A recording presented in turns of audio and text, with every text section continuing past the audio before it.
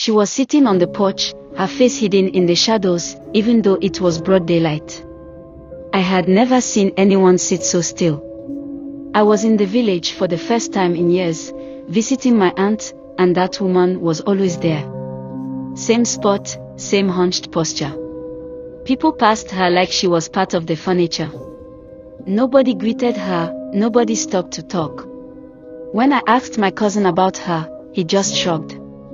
"Leave her alone," he said. "Her life is cursed." That didn't sit right with me. A whole village ignoring someone like they didn't exist. I kept asking, and eventually, I got bits and pieces. Her name was Nyarai. She'd married a man from the next village, someone powerful. At first, people envied her. Then the bruises started showing. They said she tried to leave, but he always dragged her back.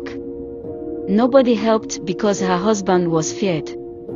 They whispered he was involved with juju, that he had done things no one dared to question. One day, Nyarai came back to her father's house. She didn't explain why. She just sat on that porch and stayed there. Her husband didn't come for her, but people noticed strange things. Her father's cattle started dying, one after another. Then her younger brother drowned in the river, even though he was a strong swimmer. That was when people began saying she brought a curse with her. One evening, as the sun was setting, I couldn't help myself. I walked over to her.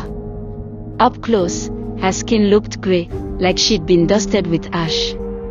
I tried to ask her about what happened, but she just looked at me. Her eyes were dull and hollow, and she whispered one thing.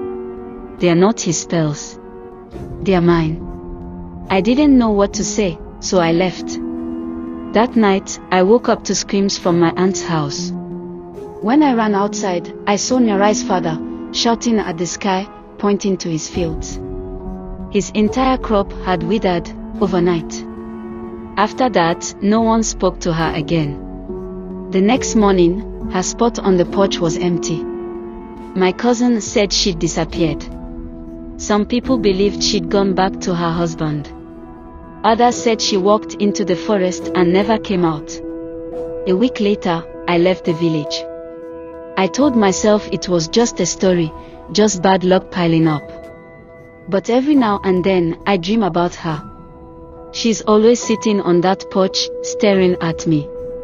And in those dreams, I can't move. I just stand there, like the curse has found me too.